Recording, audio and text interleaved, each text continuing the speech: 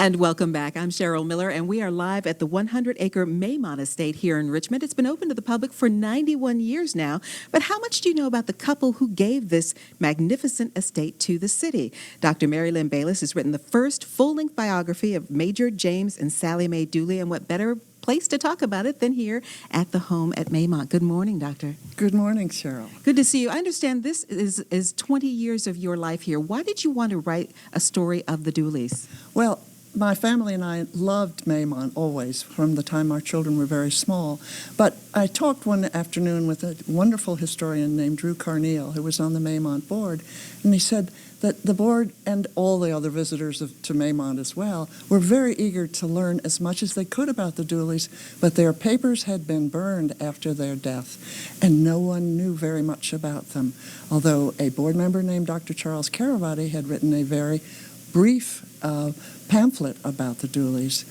There was great interest in learning more, and I was among the people who wanted to learn more, and I said, well, if there was any need for any research, to call upon me. And the next thing I knew, I was on a committee and then on the board, and I had launched my search for the Dooleys. Now, you mentioned that their personal papers were burned. That was not at their request, right? That's right. According to the visitor's book, in the year after Mrs. Dooley died, 1926, three of her nieces came down from Stanton and were probably asked by someone who worked here what to do with all the papers. And they said, oh, well, just burn them. And, of course, in those days, many ladies actually did burn their papers. Major and Mrs. Dooley, however, probably knew that their story, because they'd left the house to be a museum, was going to be written about. And that's why the papers were still here. Unfortunately, they went up in flames. Mm. So it made a search rather lengthy. And a lot of research going into this. Now, one of the things that we mentioned is the fact that Mrs. Dooley was the actual owner of Maymont. How did that come about? Well, the house took 3 years to build, and just before it was finished in 1893, there was a terrible depression worldwide called the Panic of 1893. And Major Dooley, who was very involved in rebuilding Virginia railroads, suffered badly financially because his railroads went bankrupt. So he decided to try and protect Mrs. Dooley, and he deeded over the 100 acres and the unfinished house to his wife in 1893. And from then on, she was the real owner of Maymont.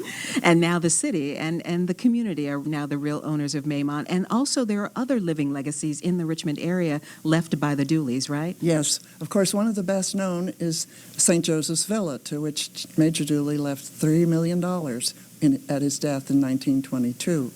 But there are others of their gifts are still affecting the quality of life in the city today. For example, Mrs. Dooley left the first building to be a public library in Richmond to the city. She gave $500,000 for what is now the downtown branch of the Richmond Public Library. She gave another $500,000 to what we now call the Children's Hospital of Richmond. In her day, it was called Cripple Children's Hospital.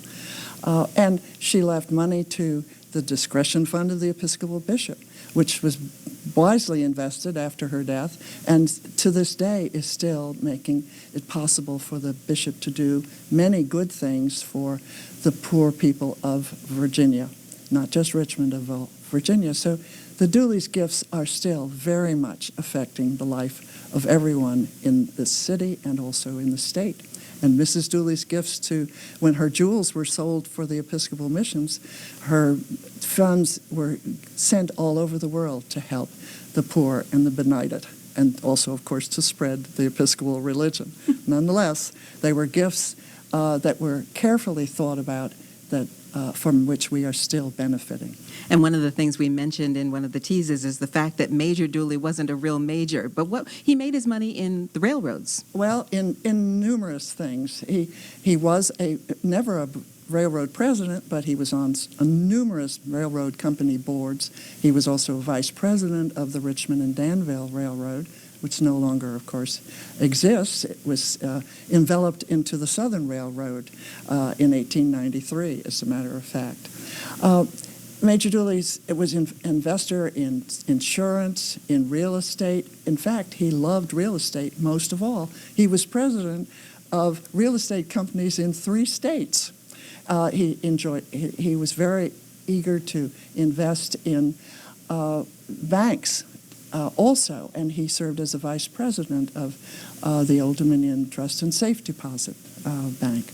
Once again, he never sought the limelight, but he was much loved, and even though he was a very wealthy man, he always drove his own buggy. And we know that particularly because one day near Monroe Park, his horse reared and his buggy overturned, and Major Dooley was thrown out on the pavement.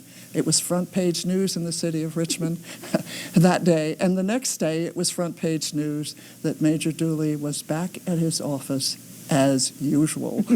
Front page news. Well, many stories about Major James and Sally Mae Dooley, and also his parents and the family that came over from Ireland, will be found in the book, The Dooleys of Richmond. Dr. Bayless, thank you so much for joining us today. Thank you so much, Cheryl. You're very welcome. And you have several chances to meet Mary Lynn Bayless, including this Thursday, September 21st. She'll be at the Shepherd Center on Northside Avenue at noon. She has a signing on Saturday, November 4th at noon at Magnolia Grange in Chesterfield, and we'll post all the details on our show website at wtvr.com/VTM. This is one of my and a lot of Richmonders' favorite place in Richmond, and so many thanks to you for telling the story of the Dooleys. Thank you. It was an honor to have the opportunity.